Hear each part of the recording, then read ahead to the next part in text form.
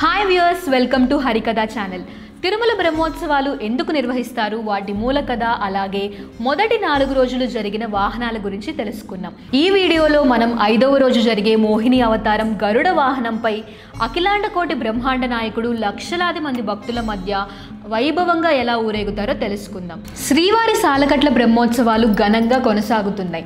గోవిందనామ స్మరణలతో సప్తగిరులు మారుమోగిపోతున్నాయి. ఉత్సవాల్లో రోజుకొక అవతారంలో మలయప్ప స్వామివారు భక్తులకు దర్శనమిస్తారు. తిరుమల నవరాత్రి బ్రహ్మోత్సవాల్లో భాగంగా స్వామివారు 5వ రోజు ఉదయం మోహిని అవతారంలో భక్తులకు దర్శనమిస్తారు. దీనిని శృంగార రసాది దేవతగా భావిస్తారు. స్వామివారు మోహిని రూపంలో అందమైన అలంకారంతో భక్తులకు దర్శనమిచ్చి మంత్రముగ్ధులను చేస్తారు. శ్రీదేవి భూదేవి సమేతుడైన శ్రీ మలయప్ప స్వామివారు మోహిని అవతారంలో సర్వాలంకార భూషితుడై దర్శనమిస్తారు. పక్కనే మరో తిరుషిపై శ్రీకృష్ణుడు అలంకృతుడై అభయమిస్తారు. ఉదయం 8 నుంచి 10 గంటల వరకు స్వామివారు 4 మాడ వీధుల్లో విహరించి భక్తులకు దర్శన భాగ్యాన్ని కల్పిస్తారు. భక్తులు అడుగడుగునా కర్పూర హారతులిచ్చి శ్రీవారిని దర్శించుకుంటారు. ఈ అలంకారం ద్వారా జగత్తు అంతా మాయామోహానికి లొంగి ఉందని, ఇదంతా తన లీలా విలాసమని, తన భక్తులు కాని వారందరూ ఈ జగన్మాయలో పడక తప్పదని స్వామివారు ఈ రూపంలో చాటి చెబుతున్నారు. ఈ జగన్నాటక సూత్రధారి గురించి చెప్పాలంటే ఎన్నో ఉన్నాయి. పోతన రచించిన భాగవతం ప్రకారం సముద్ర మదన సమయంలో ఉద్భవించిన అమృతం కోసం దేవదానులు కలహించుకున్నారు. ఆ సమయంలో శ్రీ మహావిష్ణువు మోహిని అవతారంలో వచ్చి అమృత కలశాన్ని చేతబట్టి రాక్షసులను మాయామోహితులను చేసి దేవతలకు అమృతం పంచాడని పురాణ గాథ.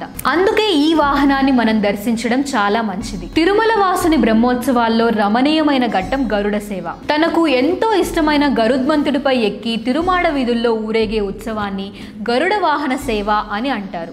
ఇది బ్రహ్మోత్సవాల్లో 5వ రోజు సాయంత్రం జరుగుతుంది. ఈ మహోత్సవాల్లో తొలి రోజు, ఆఖరి రోజు గరుడ స్వామికి అత్యంత ప్రాధాన్యతనిస్తూ పూజించడం మన సాంప్రదాయం. శ్రీవారి ముఖ్య సేవకుడైన గరుడు సప్తగిరులలో తన ఉనికిని చాటుకున్నాడు.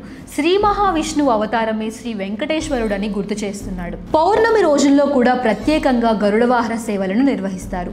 గరుడ వాహన సేవ వెంకటేశ్వర స్వామికి ఇష్టమైన సేవ. ఆపద మొక్కుల వాడికి ఈ రోజు జరిగే అలంకారంలో, ప్రసాద నివేదనల్లో, ప్రబంధ పారాయణాలలో ఎన్నో విశేషాలున్నాయి. ఈ పవిత్రమైన రోజు శ్రీనిలయుడు గరుడిపై వైకుంఠమూర్తిగా దర్శనమిస్తారు. ఈ విశేష వాహన సేవ జరిగే రోజున తమిళనాడు శ్రీ విల్లిపుత్తూరు నుండి గోదాదేవి బహూకరించిన తులసి మాలలను శ్రీవారికి అలంకరిస్తారు. ఆనంద నిలయంలో శ్రీ వెంకటేశ్వర స్వామి మూల విరాటుకు సదా అలంకరించే మకర కంటి లక్ష్మీహారం సహస్రనామమాలను గరుడ సేవ రోజున ఉత్సవమూర్తికి సమర్పిస్తారు. చెన్నైలోని హిందూ ధర్మార్థ సమితి నూతనంగా తయారు చేసిన 9 గొడుగులను భక్తులు పాదచరులై తిరుమలకు తీసుకొచ్చి సమర్పించడం సాంప్రదాయం. భగవంతుణ్ణి భక్తుల దగ్గరికి చేర్చే పుణ్య కార్యకర్త గరుద్వంతుడు. అందుకే సద్గురు త్యాగరాజ స్వామి ఆ పక్షిరాజును స్మరించుకుంటూ నగుమోము గనలేని అనే కీర్తనలో ఆయన ఆవేదనను వ్యక్తం చేశారు. అలాగే భక్తరామదాసు గరుడ గమన రారా నను నీ కరుణ నేలుకోరా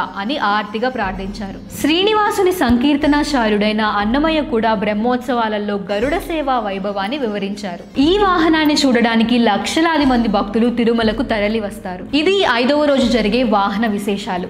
ముందు 4 రోజులు జరిగే వాహన విశేషాల గురించి తెలుసుకోవాలనుకుంటే మన ఛానల్లో చూడండి. ఈ వీడియో నచ్చితే లైక్ చేసి షేర్ చేయండి. తిరుమల బ్రహ్మోత్సవాల గురించి మరిన్ని దివ్య రహస్యాలను తెలుసుకోవాలి అంటే మన ఛానల్ని సబ్స్క్రైబ్ చేసి పక్కనే ఉన్న బెల్ ఐకాన్ని క్లిక్ చేయండి. నెక్స్ట్ వీడియోలో మనం 6వ రోజు జరిగే వాహన విశేషాల గురించి తెలుసుకుందాం. ఓం నమో వెంకటేశాయ.